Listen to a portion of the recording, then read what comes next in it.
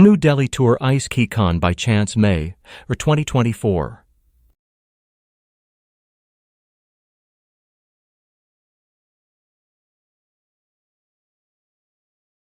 I would stay in New Delhi for 5 days.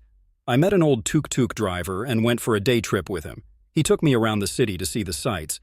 He seemed to be a very honest guy and was a passionate tour guide, and he told me that showing me the sights was more important than what I was going to pay him. He said he was a Hindu and wanted to treat well, and to take me to see some temples in the city.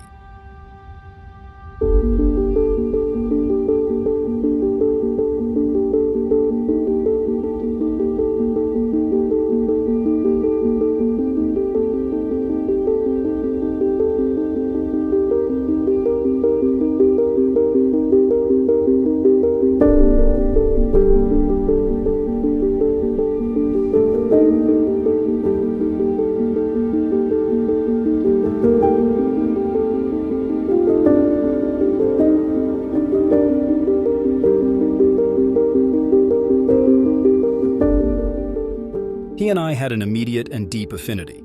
It was as if we had been friends for a long time. He drove around almost the entire city. After the tour, I paid him and said goodbye, and went to the hotel without asking for his WhatsApp.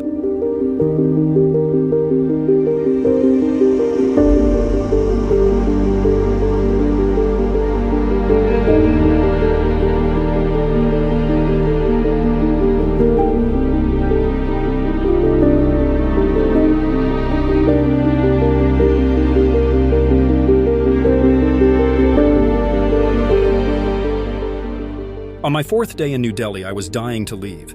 It seemed like I had seen everything interesting and I had run out of with the guys following me on the streets, insisting on selling me stuffs or trying to scam me. I stayed all Sunday at the hotel in the city center, and my flight was leaving at dawn on Tuesday.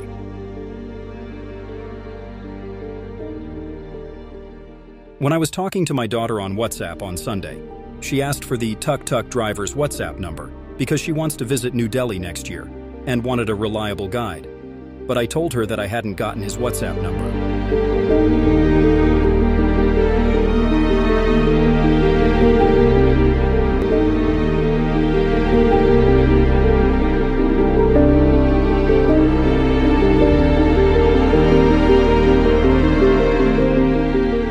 On Monday, I went to the airport at noon, since my flight was leaving at dawn.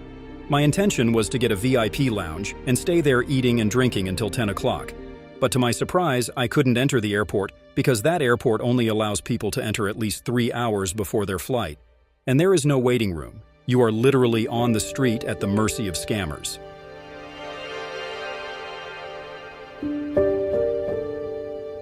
So I decided to go to another hotel in a neighborhood considered to be upscale in the city and not too far from the airport, where I saw on YouTube that there were few scammers and also few tourists.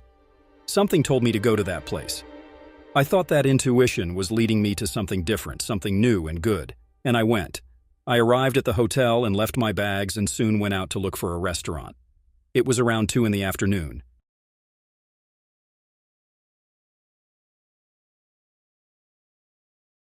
As soon as I left the hotel and went out onto the street, guess who I met walking by? Yes, it was the same tuk-tuk driver. New Delhi has a population of 33 million.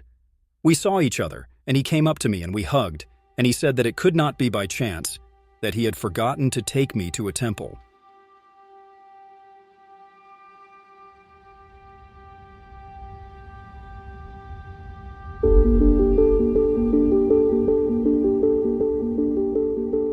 So I asked him if he had WhatsApp. He said he did, but didn't know how to use it, that his daughter sometimes helped him with it.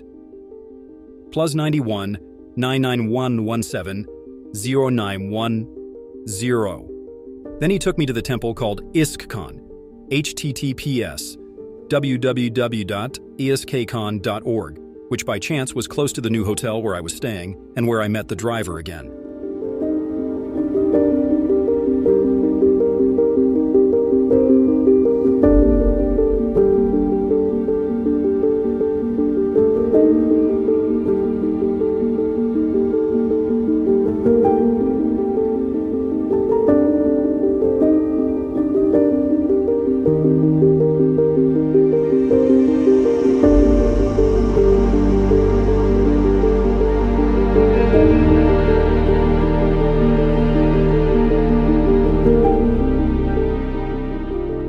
It was a big temple. There were a lot of people there. He told me to go in and that he would wait for me outside in the tuk-tuk. The temple courtyard was large, and there was a central courtyard where devotees gathered with great reverence.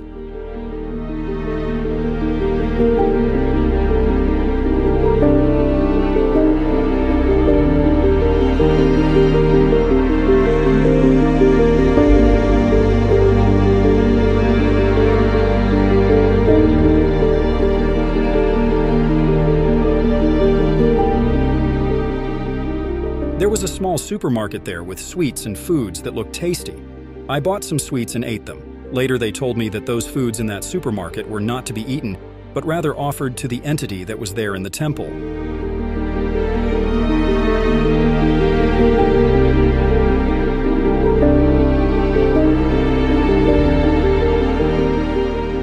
When I was approaching the central part where the devotees were gathered, I had a kind of altered state of consciousness, and as if there was a parallel world where we usually live, and I could glimpse the other parallel world where these spiritual entities are.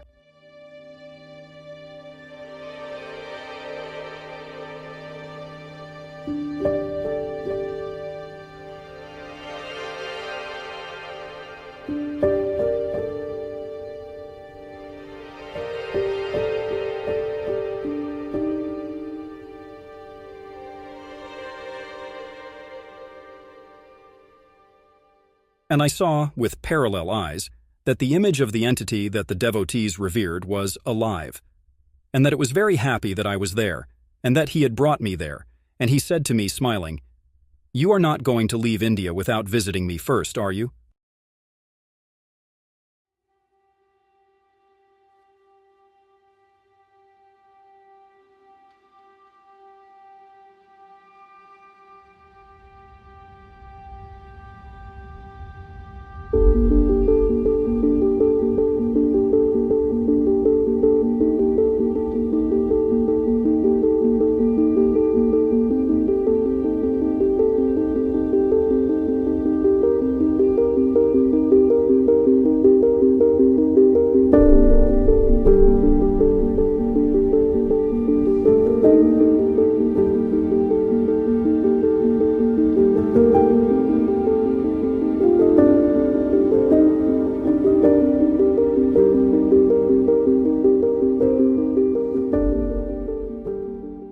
I went from New Delhi to Athens, and there I stayed for hours in the ruins of Aristotle's Lyceum. I thought about what had happened, and I understood belatedly, despite so many messages that I pretend didn't happen, that some entities want me to say something using philosophy, what I learned studying it.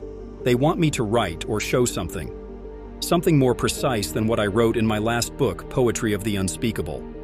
It was something that I still don't know exactly what it is, but I have glimpses of it.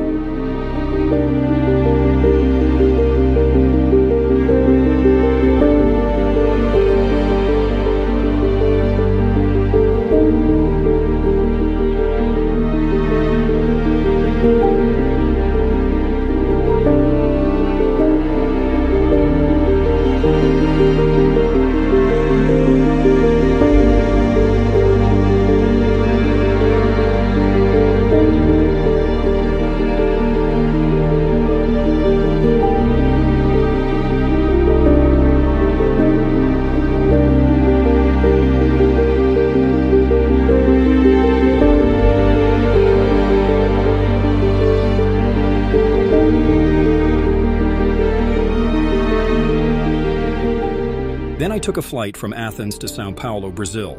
From there, I went to Florianopolis City. I stayed at a hostel randomly located in the center of Florianopolis. It is a very nice city, very beautiful and safe.